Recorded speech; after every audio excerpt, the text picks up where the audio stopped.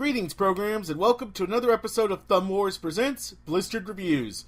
I'm your host, Sean Cronenfeld, and today we'll be taking a look at a new spin-off of two of the most popular game franchises in the world. I'm speaking about, of course, The Legend of Zelda and Tecmo Koei's Warriors. And now it's time to see if the combination of the two really does stand as the next great peanut butter and chocolate of our era.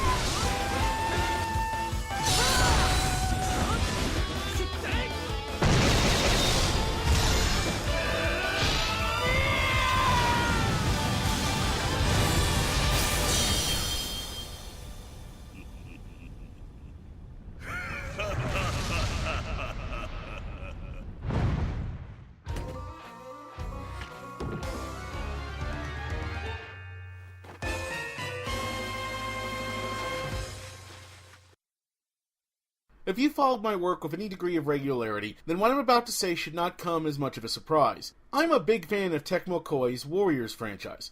I get that they're not for everyone, but personally, I love the series and its formula, warts and all. Which is not to say I simply give its games a pass or anything, or I'm willing to call it out when it stumbles. For example, I think the two Fist of the North Star Warrior games range from mediocre in the case of the first one to outright terrible in the case of the second. As with anything I'm called upon to review, I do my best to be as objective as possible, and never hold back from calling something crap just because it's part of a larger series I happen to love. The same goes for the Zelda games as well, and if upon playing the game that brings the two together, Hyrule Warriors, I found it an unplayable, awful mess of a title, I'd say so without hesitation. Fortunately, though, as it turns out, I don't have to. Hyrule Warriors presents an original, for a given value of the term, story that brings together the setting and characters of three previous Zelda games, Ocarina of Time, Twilight Princess, and Skyward Sword, with a fourth new setting made especially for this game in order that, as tends to be the case in a Warriors title, everyone can fight, and fight, and fight, and fight, and then fight some more. For Zelda purists out there, Nintendo has officially declared Hyrule Warriors non-canon within the series' larger and incredibly convoluted timeline. Of course, with how twisted in on itself and contradictory said timeline already is, I personally am not sure they needed to bother, but hey, if you can't sleep at night at the thought of someone dirtying up what passes for inter-title continuity in the Zelda series, then you can now put your mind at ease. It's all going to be okay. Snark aside, while Hyrule Warriors won't be winning any awards for Best Story come the end of the year, it at least still manages to weave a more coherent and deeper tale than some past official Zelda games have managed. The important thing is that the story gives enough justification for characters from across the Zelda franchise to come together and battle evil in a manner that they truly never have before. And I, for one, actually think it's neat getting to see a version of Hyrule where the army has to get off its ass and for once actually contribute something to the fight against the forces of darkness. Sure, Link does end up being crucial to saving the day as always, but at least this time he has some actual full-on backup on his side. Speaking of which, Hyrule Warriors is very much a Warriors title through and through, and at the request of no less than Shigeru Miyamoto himself for what that's worth. Which means that, as usual for the series, players will be charged with taking a chosen warrior onto the field of battle between two or more armies, and kicking endless reams of ass in the name of victory. And while you will usually have an army of your own on your side, that doesn't mean you can sit back and let others do all the work. In a Warriors game, getting your hands dirty in order to turn the tide of victory in your favor, usually by way of personally slaughtering thousands, is crucial. In short, the Warriors games are a modern recreation of the beat-em-up arcade formula of old, with some added strategic elements thrown in for good measure via the usual need to be killing the right set of enemies at the right time. Over the years, Warriors' chief developer Omega Force has continued to refine and enhance the basic formula, but even so, at the end of the day, much of the moment-to-moment gameplay in the series can tend towards the repetitive. For series fans, this can actually be a positive, and I know I, for one, find going around and almost single-handedly destroying an entire army to be an extremely cathartic act. Still, for some, it can be monotonous to the extreme, and for those people, I'm afraid I have to confirm that Hyrule Warriors does indeed follow in its predecessor's footsteps. Certainly, the game offers its own twist on the usual Warriors gameplay, but it nonetheless does not try to reinvent the wheel, and those looking for a dramatically and substantially different overall experience from a normal Warriors game will not find it in this title. Still, the unique gameplay elements Hyrule does bring to the table are noteworthy, including the presence of a number of classic Zelda bosses such as King Dodongo and Goma, who appear in this game as gigantic foes that, if left alone, could clear whole sections of the battlefield and capture bases, called keeps in Hyrule Warriors, in moments. Their presence alone could give battles in the game a distinct flavor apart from most other entries in the franchise, and the same can be said for the player characters as well.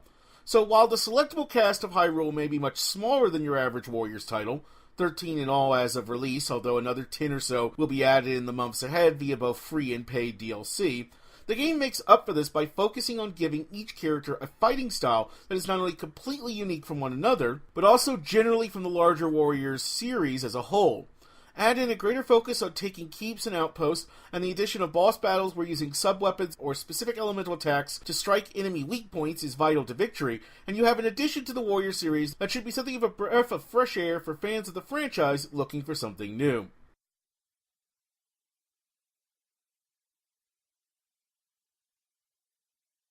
For Zelda fans, meanwhile, Hyrule Warriors offers plenty of unique experiences as well. For one, this will be the only time outside of a Smash Bros. Game or those odd little Tingle titles that players will be able to step into the shoes of other Zelda characters besides Link. CDI? What's that? Never heard of it, because it clearly never existed! And I'm not just talking about Zelda and Ganondorf either.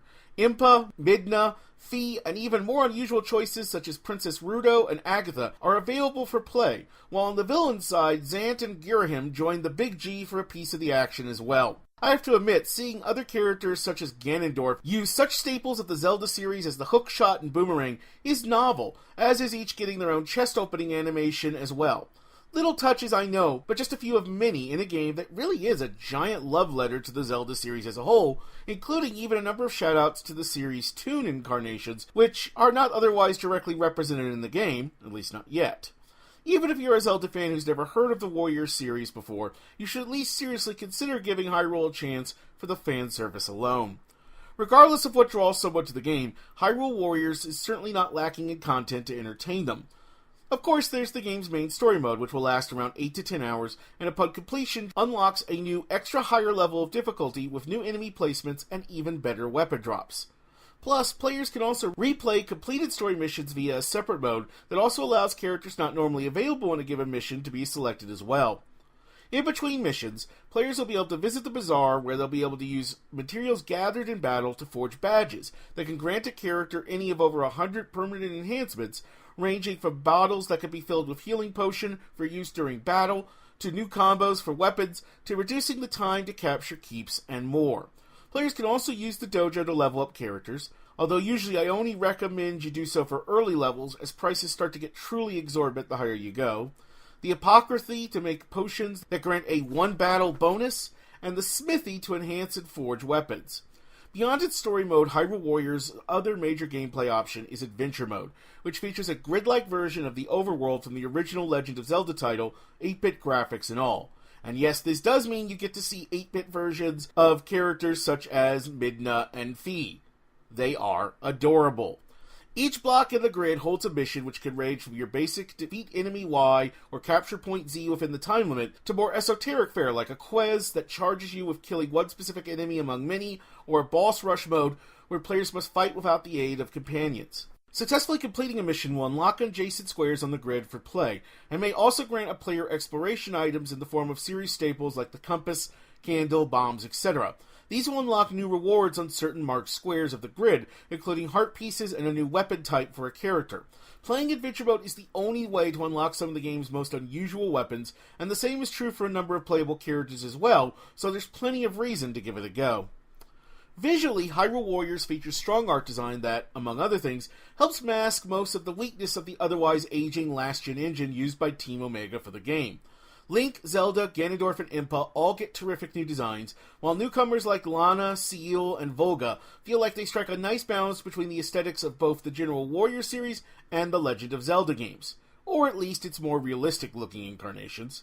The game's levels, all taken from famous locales in the series naturally, including the Temple of Time, the Gerudo Desert, and Skyloft, to name a few, also feature similarly strong visual designs that again help make up for some weak textures here or there. As is often the case of a Warriors game, instances of pop-up and slowdown do occur at times, but they're kept to enough of a minimum to be a minor issue at worst. Orally, Hyrule Warriors utterly excels, with a terrific soundtrack that features a handful of engaging new pieces, along with a number of brilliant new arrangements of classic Zelda tunes, including a few metal-based ones that I personally absolutely adored. The game also features all the sound effects you would expect in a Zelda game, so it certainly sounds the part at least. Overall, Hyrule Warriors stands as a terrific collaboration between Nintendo and Tecmo Koei, with the latter more than making up for the last time they tackled creating their own version of a Nintendo property, i.e. the infamous Metroid Other M. A lot of care and love was clearly put into the game by Team Ninja and Omega Force, and the result is a title that can serve as both the best entry point yet for newcomers to the Warriors formula, and a pleasing full-bodied addition for longtime fans. It's also a fitting tribute to one of the most storied video game franchises, and one that also never takes itself too seriously either. In short, Hyrule Warriors is simply a fun time for any but the most die-hard of Warriors hater. And if nothing else, it's the one game where you can recruit an army of cuccos to help lay waste to all who stand against you. That's gotta be worth something, right? Score, 8 out of 10, awesome. Recommendation, buy it now. And that's going to do it for this episode of Blistered Reviews. Come back this Saturday when I'll be taking a look at Disney Infinity 2.0 Marvel Superheroes. We'll have alien tree beings who can only say one word and their raccoon life mates, and I know everybody loves those. Until then, I'm Sean Cronenfeld for That Guy with the Glasses and Thumb Wars, wishing everyone happy gaming.